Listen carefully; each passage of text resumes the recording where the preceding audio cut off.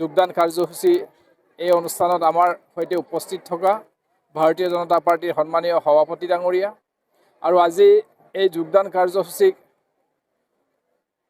ভাৰতীয় জনতা পাৰ্টিৰ নীতি আদৰ্শৰ প্ৰতি আকৃষ্ট হৈ ঢকুৱাখানা বিধানসভা সমষ্টিৰ 22খন গাঁও পঞ্চায়ত আৰু এখন আমাৰ পৌৰসভাৰ পৰা প্ৰায় 1500তকৈ অধিক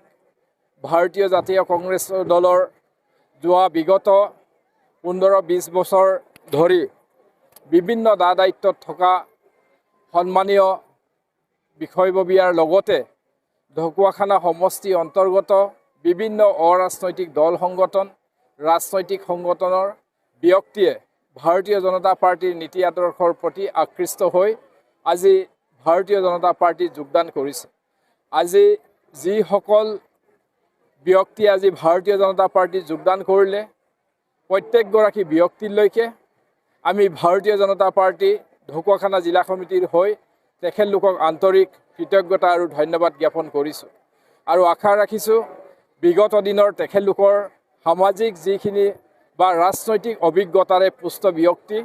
গতিকে তেখেতলোকৰ যিখিনি অভিজ্ঞতা এই অভিজ্ঞতাই অহা দিনত ভাৰতীয় জনতা পাৰ্টিক অধিক শক্তিশালী কৰাৰ লগতে মাননীয় প্ৰধানমন্ত্ৰী নৰেন্দ্ৰ মোদী ডাঙৰীয়া আৰু অসমৰ যশস্বী মুখ্যমন্ত্ৰী ডক্টৰ হিমন্ত বিশ্ব শৰ্মা ডাঙৰীয়া আৰু ভাৰতীয় জনতা পাৰ্টিৰ ৰাজ্যিক সমিতিৰ সন্মানীয় সভাপতি দিলীপ শইকীয়া ডাঙৰীয়াৰ নেতৃত্বত অহা দিনত আমি সকলোৱে মিলি যাতে আমি ঢকুৱাখানাখনত ভাৰতীয় জনতা পাৰ্টিক শক্তিশালী কৰাৰ লগতে আমাৰ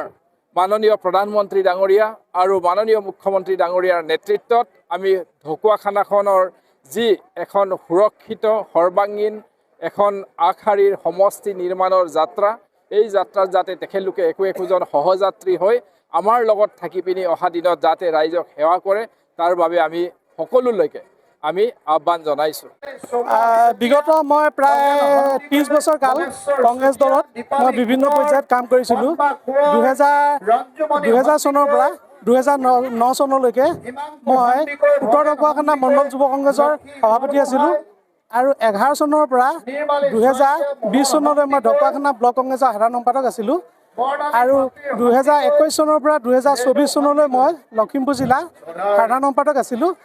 আৰু মই 2025 চনত ঢকুৱাখানা ব্লক কংগ্ৰেছৰ সভাপতি আছিলোঁ আৰু সদ্যহতে মই ঢকুৱাখানা ব্লক কংগ্ৰেছৰ পৰা মই সভাপতি লওঁ আৰু ভাৰতীয় জনতা পাৰ্টিত মই আজি যোগদান কৰোঁ। যিহেতু ঢকুৱাখানা ব্লক কংগ্ৰেছ কমিটিখন আজি কিছুদিনৰ পৰা যি অচলাৱস্থাৰ সৃষ্টি হৈছে আপোনালোকে নিশ্চয় গম পাইছে। ঢকুৱাখানা ব্লক কংগ্ৰেছৰ সম্প্ৰীতিত দুটা লবিত বিভক্ত হৈছে আৰু এটা লবিয়ে যদি কিবা পদত অধিষ্ঠিত হয় আনটো লবিয়ে সভা সমিতিয়ে কোনো সহযোগ নকৰে। গতিকে এজন সুদক্ষ নেতাৰ অভাৱ, কোনো সুদক্ষ নেতা অবিহনে দলটো কেতিয়াও আগবাঢ়ি যাব নোৱাৰে। যিহেতু আমাৰ ঢকুৱাখানা টিম নৱদলেৰ নেতৃত্বত যি ৰাস্তা পদূলি দলং ঘাট সৰ্বাংগীন উন্নতি হৈছে আৰু তাৰ প্ৰতি মই আকৰ্ষিত যদি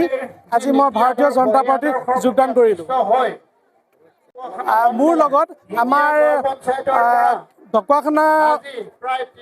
ব্লকৰ প্ৰায় 2 শতাধিক